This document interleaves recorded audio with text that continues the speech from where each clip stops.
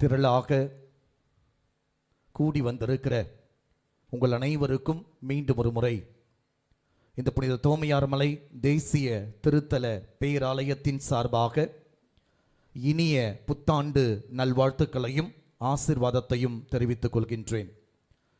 Happy new year. Thank you.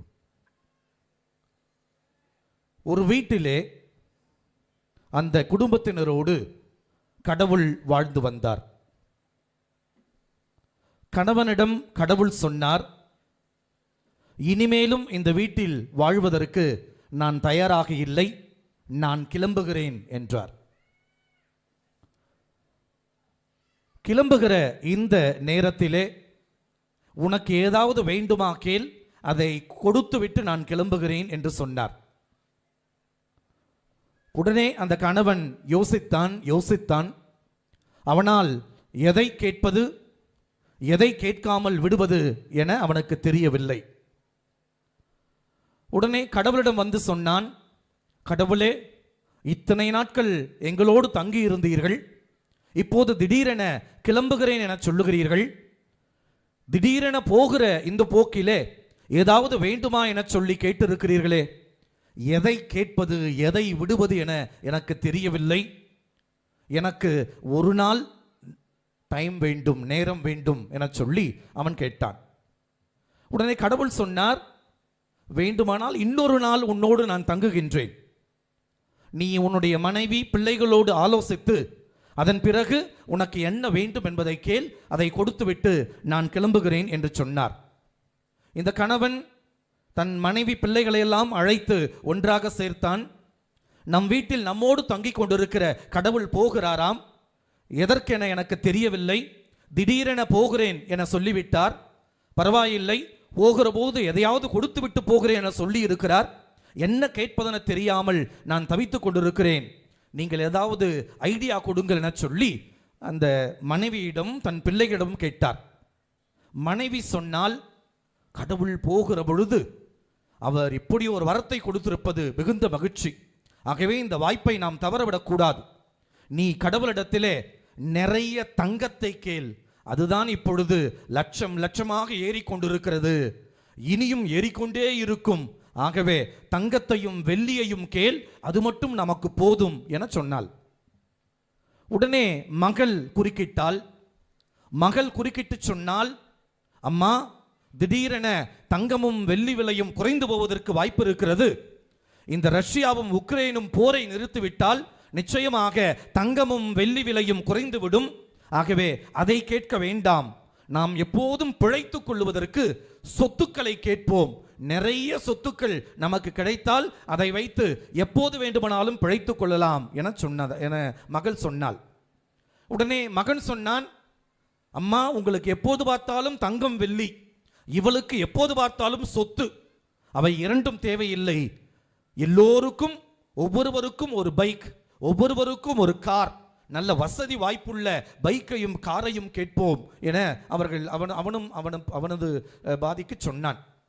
இப்படி எல்லோரும் சொல்லிக் கொண்டிருக்கிற அந்த வேளையிலே இவர்கள் பேசிக் கொண்டிருப்பதை அந்த வீட்டில் வேலை செய்கிற பணிப்பெண், வேலைக்கார பெண் கவனித்துக் கொண்டிருந்தாள். உடனே அவள் தனது வீட்டு எஜமானிடம் ஓடி வந்து, ஐயா, நான் ஒரு யோசனை வைத்திருக்கிறேன், அந்த யோசனையை உங்களிடம் சொல்லட்டுமா என சொல்லி கேட்டாள். உடனே அந்த வீட்டினுடைய தலைவன் கணவர் அந்த பணிப்பெண்ணுடைய யோசனையை கேட்பதற்காக, சரி நீயும் சொல், என்னதான் சொல்லுகிறாய் பார்க்கலாம் என சொல்லி கேட்டார். உடனே அந்த பணிப்பெண் அந்த வேலையால் அந்த கணவனிடத்திலே, அதாவது அந்த தலைவனிடத்திலே அழகாக சொன்னால், நீங்கள் உங்கள் மனைவி சொல்வதையும் கேட்க வேண்டாம், உங்கள் மகள் சொல்வதையும் கேட்க வேண்டாம், உங்கள் மகன் சொல்வதையும் கேட்க வேண்டாம். மாறாக நீங்கள் ஆண்டவரிடத்திலே, கடவுளிடத்திலே அன்பை கேளுங்கள், மகிழ்ச்சியை கேளுங்கள், நல் ஆரோக்கியத்தை கேளுங்கள், அமைதியை கேளுங்கள், பாசத்தை கேளுங்கள், இவைகளை மட்டும் அவரிடத்தில் கேளுங்கள் என புத்திமதி சொன்னாள். இவரும் குழப்பத்தோடு உறங்கப் போனார். இரவெல்லாம் உறங்கினார். ஆனால் தூக்கம் வரவில்லை. யார் சொன்னதை கேட்பது என்கிற குழப்பத்தோடு விழித்தார். கடவுளும் எழுந்தார், இவரும் எழுந்தார். கடவுள் சொன்னார், எனக்கு நேரமாகியது, நாள் முடிவுக்கு வந்தது, நீ எதை கேட்க ஆசைப்படுகிறாயோ அதை கேள் என சொன்னார். உடனே அவன் ஒரு கணம் யோசித்து பார்த்துவிட்டு கடவுளிடத்தில் கேட்டான், கடவுளே, எனக்கு எதை விடுவது, எதை கேட்பது, எதை கேட்காமல் விடுவது என எனக்கு தெரியவில்லை. குடும்பமாக யோசித்தெல்லாம் பார்த்தோம், குடும்பமாக நிறைய சிந்தித்தோம். இருந்தாலும் நான் உங்களிடத்தில் கேட்கின்றேன், எங்களுக்கு அன்பை, மகிழ்ச்சியை, சந்தோஷத்தை, சமாதானத்தை, நிம்மதியை, பாசத்தை எங்கள் குடும்பத்திற்கு தாரும் என சொல்லி அவன் கேட்டானாம். உடனே கடவுள் சொன்னாராம், நான் உன் வீட்டை விட்டு போகவில்லை, உன் வீட்டிலேயே தங்குகிறேன் என்றாராம். உடனே அவனுக்கு பெரிய ஆச்சரியம். நீர்தான் எங்கள் வீட்டை விட்டு போகிறேன் என சொன்னீரே, எதற்காக இப்பொழுது தங்குகிறேன் என சொல்லீர்? உடனே கடவுள் சொன்னார், இத்தனை நாட்கள் எது இல்லாமல் இருந்ததோ அதை நீ கேட்டு இருக்கிறாய், அதை நீ கேட்டு பெற்றிருக்கிறாய்.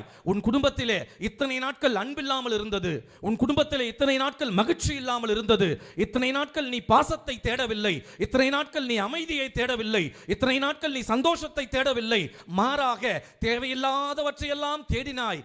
ஆகவே நான் வெறுப்படைந்து போய்விடுகிறேன் என சொன்னேன். இப்பொழுது நீ அவையெல்லாம் தேடி இருக்கிறாய், அவையெல்லாம் உன் வீட்டில் இருக்கிற பொழுது நான் எதற்காக உன் வீட்டை விட்டு போக வேண்டும்? உன்னோடு கூடவே இறுதி நாள் வரை இந்த வீட்டில் தங்குகிறேன் என சொன்னாராம். அன்புக்குரியவர்களே, ஒரு அற்புதமான ஒரு புதிய ஆண்டை நாம் துவங்கிக் கொண்டிருக்கின்றோம். இந்த புதிய வருடத்தை துவங்குகிற பொழுது நமக்கு நிறைய தேவைகள் இருக்கும். ஆனால் இந்த தேவைகளை பற்றிய ஒரு தெளிவு இருக்க வேண்டும் என்பதைத்தான் இந்த புத்தாண்டு நமக்கு ஒரு செய்தியாக சொல்லுகிறது. இன்றைக்கு நிறைய தேவை இருக்கும். நிச்சயமாக நான் கொடுத்திருக்கிற அந்த பிரேயர் ரெக்வெஸ்ட் சீட்டிலே நிறைய தேவைகளை நீங்கள் எழுதி கொண்டிருப்பீர்கள். அந்த தேவைகளில் வாட் இஸ் யுவர் பிரியாரிட்டி? எதை நீ முதன்மைப்படுத்துகிறாய்? எது முதன்மையானதாக உன் குடும்பத்திற்கு ஆசீர்வாதமாக இன்றைக்கு தேவை என நினைக்கிறாய்? அதைத்தான் இந்த புத்தாண்டு அற்புதமான ஒரு தெளிவை தருவதற்கு, விழிப்புணர்வை தருவதற்கு வந்திருக்கிறது என நான் யோசிக்கின்றேன். அன்புக்குரியவர்களே, இன்றைக்கு அன்னை மரியாளுடைய இறைவனின் தாய் என்கிற அந்த பெருவிழாவை கொண்டாடி மகிழ்கின்றோம். அன்னை மரியாள் இறைவனின் தாய். அந்த அன்னை 3 அழகான தேவைகளை தன் வாழ்க்கையிலே அவள் நிவர்த்தி செய்தால், அந்த தேவைகளைத்தான் உங்களோடு நான் பகிர்ந்து கொள்ள விரும்புகின்றேன். இன்றைக்கு அன்னை மரியாள் இறைவனின் தாய் என நாம் கொண்டாடி கொண்டிருக்கிற இந்த வேளையிலே, அன்னை மரியாள் நமக்கு மாயாஜாலம் செய்வார் என நாம் எடுத்துக்கொள்ளக்கூடாது. எப்போதுமே மாதாவை பார்த்தால் எனக்கு நீங்கள் புதுமை செய்ய வேண்டும், எனக்கு நீங்கள் அதிசயம் செய்ய வேண்டும், நீங்கள் ஒட்டுமொத்தத்தையும் மாற்ற வேண்டும், ஏதாவது செய்து எப்படியாவது செய்து என் வாழ்க்கையை நிரப்ப வேண்டும் என சொல்லி மாதாவிடத்திலே கட்டுக்கட்டாக நாம் தேவைகளை முன்வைக்கின்றோம். அன்புக்குரியவர்களே, இன்றைக்கு புதுமைகளை கடந்து அவளை புரிந்து கொள்வதும், அவள் வாழ்க்கை சுட்டி காட்டுகிற அற்புதமான பண்புகளை அதை வாழ்ந்து காட்டுவதும் தான் புதுமை. அன்னையிடத்திலிருந்து நான் எதை பெற்றுக்கொள்வேன்? மாதாவிடத்திலிருந்து நான் எதை பெற்றுக்கொள்வேன்? மாதா இயேசுவிடத்தில் பரிந்து பேசி என்னென்ன பொருளாதார தேவைகளை அவர் பூர்த்தி செய்வார் என்பது மட்டும் ஜெபம் அல்ல, தேவை அல்ல.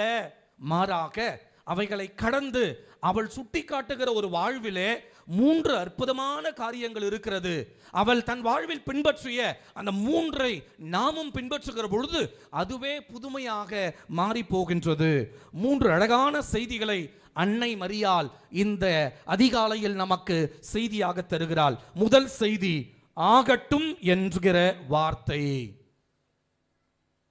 அன்னை மரியாள் நமக்கு கொடுக்கிற முதல் செய்தி ஆகட்டும் என்கிற வார்த்தை. அன்புக்குரியவர்களே, அன்னை மரியாள் ஆகட்டும் என சொன்னாலே அந்த வார்த்தை சாதாரண வார்த்தை அல்ல. Don't take it for advantage, just like that. அன்னை மரியாள் சொன்ன வார்த்தை அசாதாரணமான வார்த்தை, அது ஒரு சாதாரண வார்த்தை அல்ல. வானதூதர் அன்னை மரியாளை சந்தித்து நீ கடவுளை பெற்றெடுக்க போகிறாய் என சொன்னவுடன் அவள் ஆகட்டும் என சொல்லுகிறாள். அந்த ஆகட்டும் என்கிற வார்த்தை அது ஒரு முடிவு, அது ஒரு முடிவு. It's a decision. அன்புக்குரியவர்களே, இன்றைக்கு இந்த புதிய வருடத்திலே you should make a decision. ஒரு முடிவு. அதுதான் முக்கியம். இன்னைக்கு ஒரு சிலவற்றை நான் செய்வேன் என முடிவு, ஒரு சிலவற்றை நான் செய்ய மாட்டேன் என்கிற முடிவு. அன்னை மரியாள் ஒரு தீர்க்கமான முடிவெடுக்கிறாள். She never turned back. அதுதாங்க மாதா கிட்ட இன்னைக்கு நாம டேக் ஹோம் செய்தி. She never turned back. ஆகட்டும் என சொல்லிவிட்டு பின்னால் பார்க்கலாம் என சொல்லவில்லை. ஆகட்டும் என சொல்லிவிட்டு ஓடி ஒளிந்து கொள்ளவில்லை. ஆகட்டும் என சொல்லிவிட்டு புலம்பி தள்ளவில்லை. ஆகட்டும் என சொல்லிவிட்டு குழப்பத்தில் அமர்ந்து கொள்ளவில்லை. ஆகட்டும் என அவள் எடுத்த முடிவிலே தீர்க்கமாக நின்றாள். புத்தாண்டு நமக்கு சொல்லுகிற முதல் செய்தி, ஆகட்டும் என நீங்களும் ஒரு முடிவெடுங்கள். நீங்கள் இருக்கிற முடிவிலே தீர்க்கமாக இருங்கள். அந்த முடிவில் குழப்பம் வேண்டாம், அந்த முடிவில் பின்வாங்குதல் வேண்டாம், அந்த முடிவு செய்ய முடியாத சொல்லி இன்றைக்கே முடிவு செய்ய வேண்டாம். நல்ல முடிவை உங்கள் வாழ்க்கைக்காக, உங்கள் வாழ்க்கையை உயர்த்துவதற்காக, உங்கள் பிள்ளைகளை உயர்த்துவதற்காக, உங்கள் பிள்ளைகளின் பிள்ளைகளை உயர்த்துவதற்காக, உங்கள் குடும்பத்தை உயர்த்துவதற்காக, பொருளாதாரத்தை நீங்கள் வளர்வதற்காக ஒரு நல்ல முடிவை எடுங்கள். இன்றைக்கு இந்த திருவலிக்கு வருவதற்கு முன்பாக நான் நியூஸ் 18 தமிழ்நாடு அந்த தொலைக்காட்சியை பார்த்து கொண்டிருந்தேன். அப்பொழுது மெரினாவிலே நின்று கொண்டிருந்த ஒரு சிலரை பேட்டி எடுத்துக் கொண்டிருந்தார்கள். அப்பொழுது ஒரு பெண்ணிடம் சென்று அவர்கள் பேட்டி எடுக்கிற பொழுது கேட்டார்கள், 2025ஆம் ஆண்டிலே உன்னால் மறக்க முடியாத ஒன்று என சொன்னால் எதை சொல்வாய் என சொல்லி. அந்த பெண்மணி மிக அழகாக சொன்னால், 2025ஆம் ஆண்டிலே நான் எப்படியாவது வீடு கட்ட வேண்டும் என சொல்லி நினைத்தேன். என்னுடைய கணவனும் நானும் இணைந்து நீண்ட ஆண்டுகளாக, நீண்ட நாட்களாக, நீண்ட வருஷங்களாக நமக்கென ஒரு சொந்த வீடு கட்ட வேண்டும் என சொல்லி ஆசைப்பட்டோம், சேர்த்து வைத்தோம், உழைத்தோம், கடினமாக உழைத்தோம், செலவினங்களை குறைத்துக் கொண்டோம். அனாவசிய செலவினங்களை நாங்கள் செய்யவில்லை, மாறாக இணைந்து உழைத்து ஒரு வீடை கட்டி இருக்கிறோம். அது இந்த ஆண்டு நிறைவேறியது. எனக்கு மறக்க முடியாத அனுபவம் என சொல்லி அவள் பகிர்ந்து கொண்டாள். அன்புக்குரியவர்களே, 2026ஆம் ஆண்டு அந்த பெண்மணியை போல நாம் எல்லோரும் நான் எடுத்திருக்கிற முடிவிலே தீர்க்கமாக நிலைத்து நின்று, நானும் இப்படி சாதித்திருக்கிறேன், நானும் இப்படி உயர்ந்திருக்கிறேன், நானும் இப்படி மேன்மை அடைந்திருக்கிறேன், வாழ்க்கையில் முன்னேறி இருக்கிறேன், வாழ்க்கையில் சம்பாதித்திருக்கிறேன், சேமித்து வைத்திருக்கிறேன், நிலம் வாங்கி இருக்கிறேன், வீடு கட்டி இருக்கிறேன், மகிழ்ச்சியோடு இருக்கிறேன், என் பிள்ளைக்கு திருமணம் செய்திருக்கிறேன், நல்ல பிள்ளைகளை வளர்த்திருக்கிறேன் என சொல்லி இப்படி நிறைய அனுபவங்களை பகிர்ந்து கொள்ள வேண்டும். அதற்கு அடிப்படை ஒரு தீர்க்கமான முடிவு. முடிவெடுத்தால் மட்டும் போதாது, அன்னை மரியாள் அந்த முடிவை அவள் அடைவதற்காக ஒழுக்கமாக இருந்தாள். ரொம்ப முக்கியம். Discipline is something very important. முடிவு யார் வேணா எடுக்கலாம், முடிவை யார் வேண்டுமானாலும் எடுக்கலாம். ஆனால் அந்த முடிவை அடைவதற்கு ஒழுக்கம் தேவைப்படுகிறது. ஒழுக்கம் மட்டுமல்ல, தியாகமும் தேவைப்படுகிறது. அன்னை மரியாளுடைய வாழ்க்கையில ஒழுக்கத்தையும் பார்த்தோம், தியாகத்தையும் பார்த்தோம். அவள் தன் இளமை பருவத்தை தியாகம் செய்தாள். அவள் தன் ஒட்டுமொத்த வாழ்க்கையை அந்த முடிவுக்காக தியாகம் செய்தாள். அன்புக்குரியவர்களே, ஒழுக்கமும் தியாகமும் இல்லாமல் ஒரு முடிவை அடைய முடியாது. ஒழுக்கமும் தியாகமும் இல்லாமல் வாழ்க்கையில் முன்னேற முடியாது. ஒழுக்கமும் தியாகமும் இல்லாமல் மேன்மையானவர்களாக மாற முடியாது. ஒழுக்கமும் தியாகமும் இல்லாமல் அடுத்தவர்களுக்கு எடுத்துக்காட்டாக மாற முடியாது. ஒழுக்கமும் தியாகமும் ஒரு முடிவு வெற்றி அடைவதிலே மிக முக்கிய பங்கு வகிக்கிறது. ஆகவே இன்றைக்கான முதல் செய்தி, அன்னை மரியாள் ஆகட்டும் என சொன்னது போல ஒரு நல்ல முடிவெடுத்து, அந்த முடிவிலே ஒழுக்கமாயிருந்து, அந்த ஒழுக்கத்திலே தியாகத்தை பின்பற்றி அவள் எப்படி வெற்றி அடைந்தாலோ அதே போல நாமும் கூட இன்றைக்கு ஒரு முடிவெடுப்போம். அந்த முடிவிலே தீர்க்கமாக இருப்போம், அந்த முடிவுக்கு கட்டுப்படுவோம். அந்த முடிவுக்கு கட்டுப்படுகிற பொழுது ஒழுக்கமான வாழ்க்கையை நாம் அமைத்துக் கொள்வோம். அந்த ஒழுக்கத்தோடு சேர்த்து தியாகத்தை சேர்ப்போம். இவையெல்லாம் சேர்கிற பொழுது நாம் எடுத்த முடிவு இந்த ஆண்டு வெற்றியாக மாறும். இதுதான் இன்றைய நாளுக்கான முதல் செய்தியாக நான் பகிர்ந்து கொள்ள விரும்புகின்றேன்.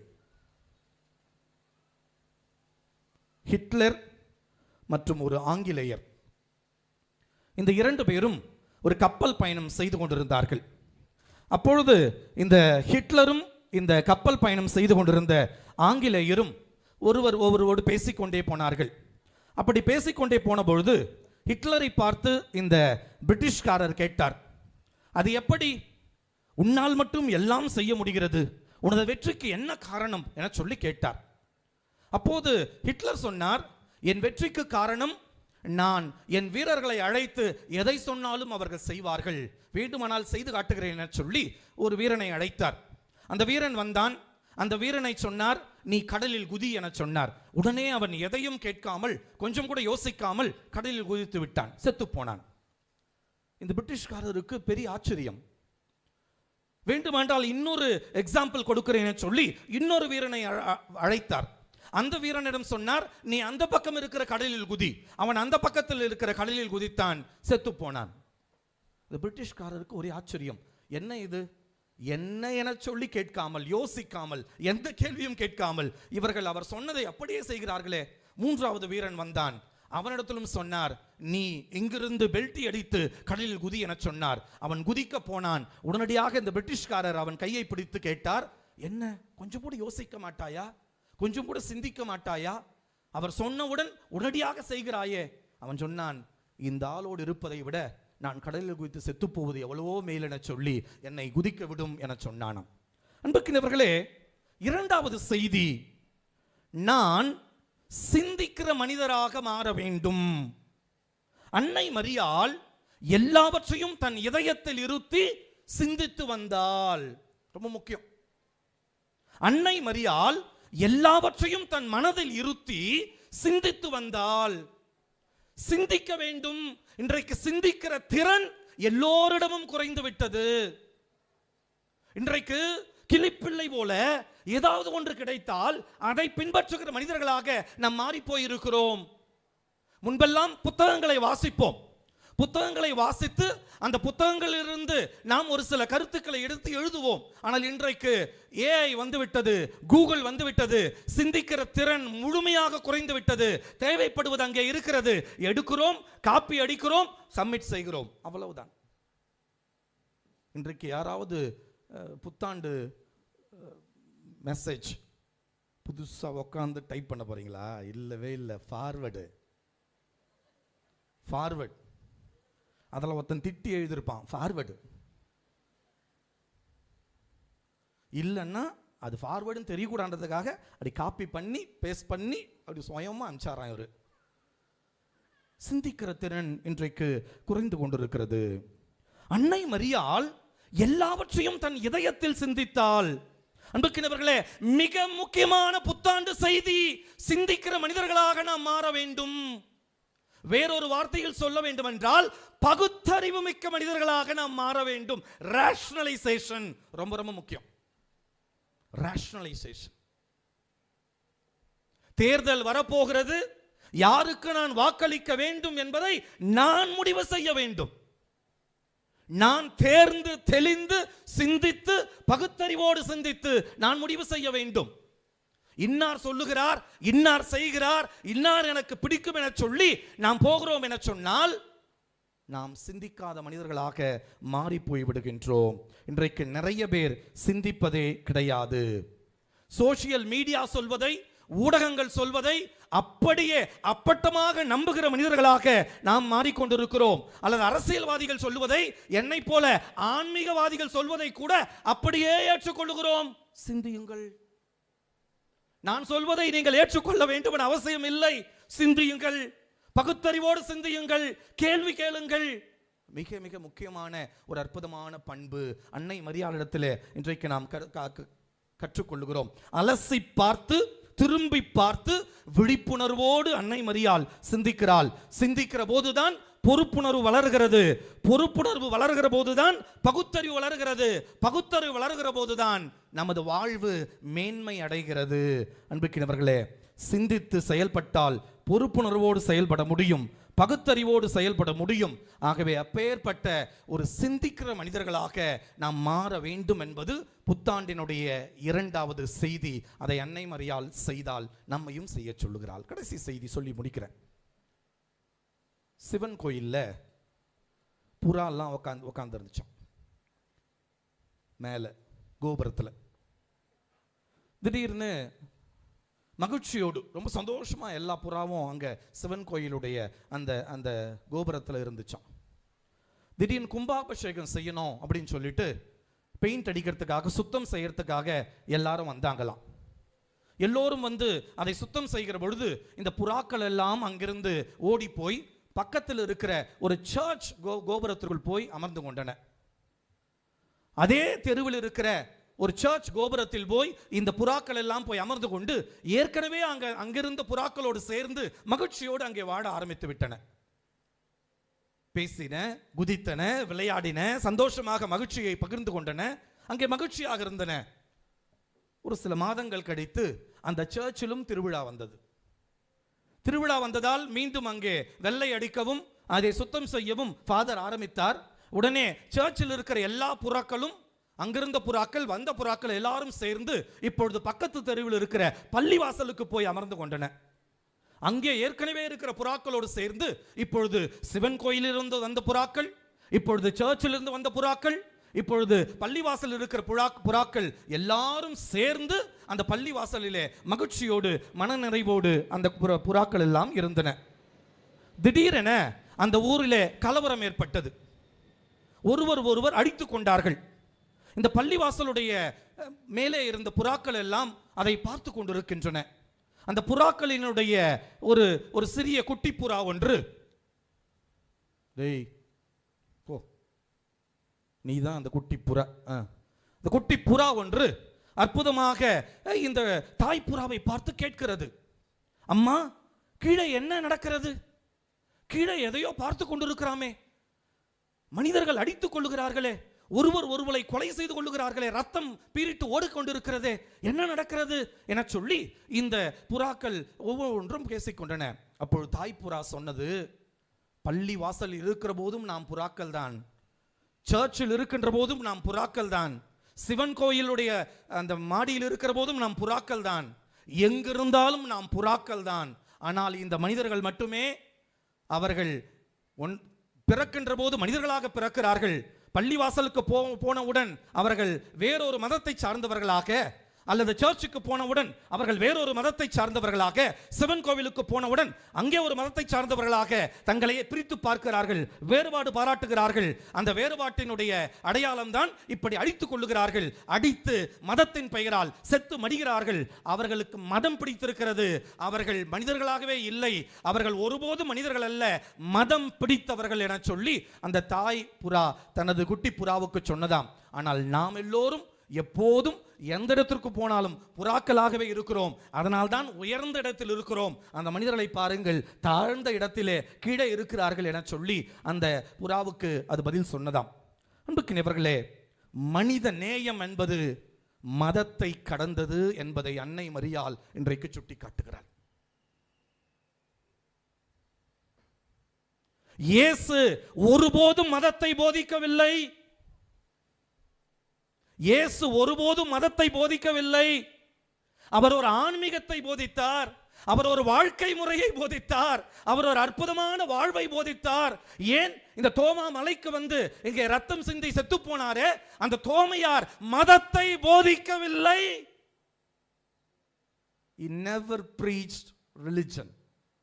He preached Christ. அவர் இயேசுவை போதித்தார், இயேசு அனுபவத்தை போதித்தார், இயேசுவிடம் தான் அனுபவித்த அந்த அனுபவத்தை தான் போதித்தார்.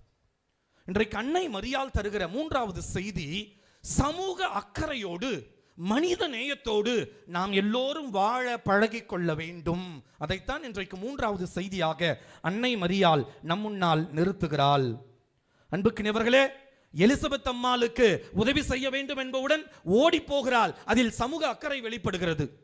கானாவூர் திருமணத்திலே அங்கே ரசம் தீர்ந்து போனவுடன் அந்த திருமணத்தினுடைய அந்த மாண்பு கெட்டுவிட போகக்கூடாது என்பதற்காக ஓடோடி போய் அங்கே உதவி செய்கிறாள். அங்கே அவளது சமூக அக்கறை வெளிப்படுகிறது.